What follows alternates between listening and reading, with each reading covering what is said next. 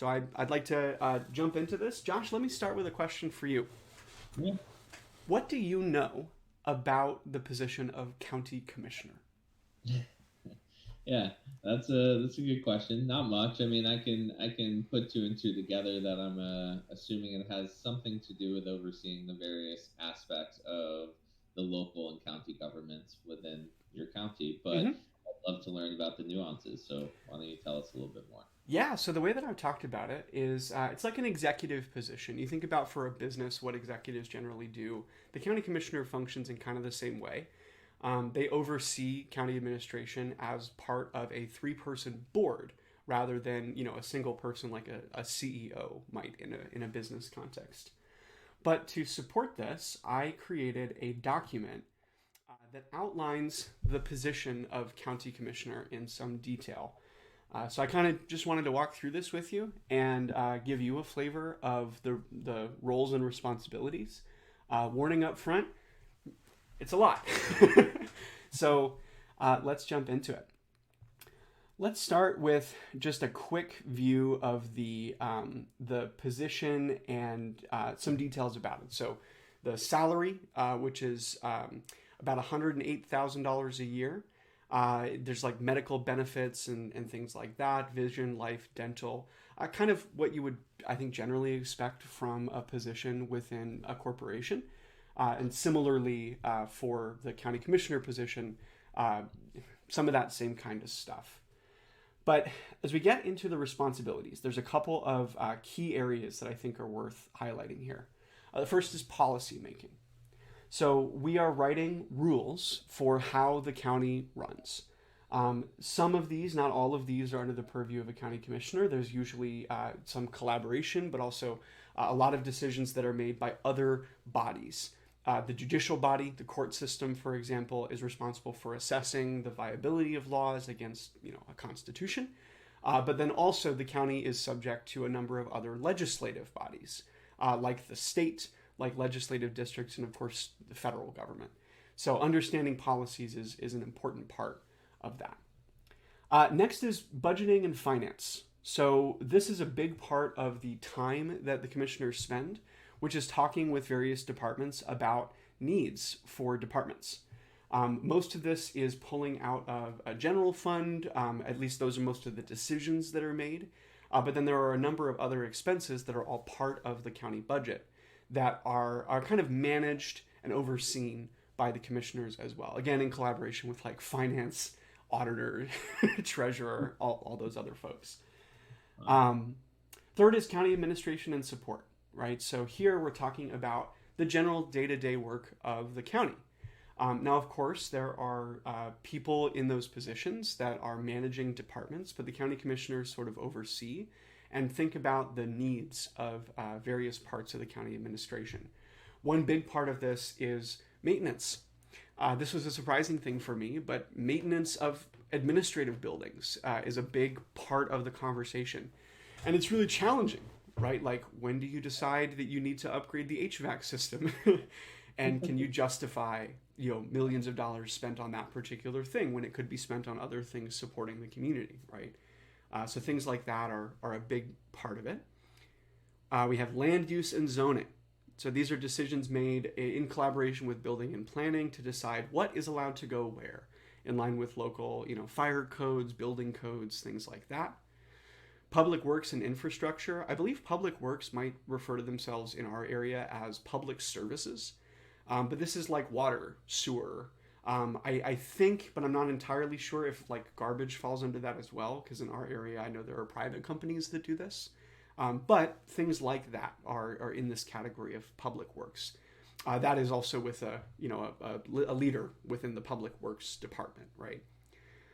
Community services is next. So these are, health services. We have like our board of health, social services, collaboration with nonprofits, emergency management, and then we have representation and advocacy. Now this is where the list starts to get really long. Commissioners are responsible for participation in and appointing members of a long list of boards that oversee various parts of the county. A lot of them are pretty focused, right? So we have, the Board of Health. We have the Building and Planning Advisory Council, the Fair and Rodeo Boards, the Housing Task Force, right? And so each of these, the county commissioners aren't necessarily participating in all of these individually, but they have oversight into who is appointed, at least to some degree, who is appointed to those boards, and then have the ability to participate in those as well. There are a few organizations that the county is also a part of, or some commissioners are. For example, the Cowlitz-Wahkiakum Council of Governments, which is a collaborative effort between two different counties. And then there's also the National Association of Counties. That was surprising to me, that there is a National Association of Counties at all. But digging into it, they have a lot of really excellent resources. I attended a webinar a little while back on the use of AI in administrative management, mostly focusing on healthcare for that one, but things like that. Really cool. Any questions so far, by the way? I know I'm just kind of ripping through stuff. No, cool. But like you said, it is definitely a long list. Well, it keeps going. So next we have public engagement, right? So this is, engaging with the community. There are a few things that are kind of set in stone. So for example, weekly meetings where the community is allowed to attend and review and provide feedback on decisions that the county administration is about to make. Right now, those meetings happen at 9 a.m. on Tuesdays. And then, there are other engagements throughout the week where community members can come and speak. But I do think it's part of the, implied responsibility of the commissioners to be going out and engaging with the community besides those established spaces, right? Many of our commissioners today do. They're kind of out and around and members of various things that they're not required to be a part of, but they are a part of because they want that kind of engagement, right? Or it has some relevance to them. And then the last big category here is intergovernmental relations.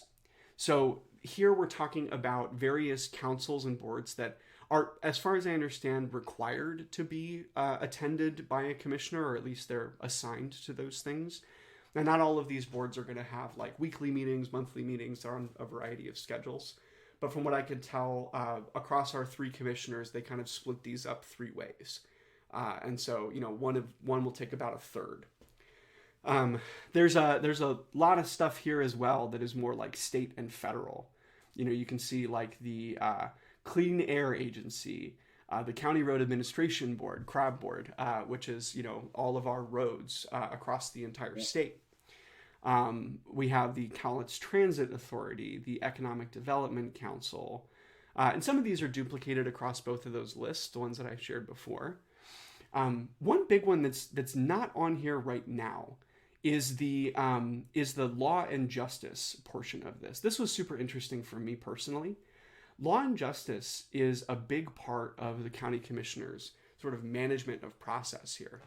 When I talk about law and justice, I'm not just specifically talking about law enforcement, but like the district court and superior court, all these parts of the judiciary that are making these legal decisions, these legal designations. The county commissioners are, in large part, responsible for managing the funding part of that. From what I understand, of the $70 million or so that is in our general fund, which is like the discretionary fund that we're allowed to put money towards various projects, a huge portion of that is going specifically to law and justice, like well over 50% of that money. So that means that it's a big part of the conversation here.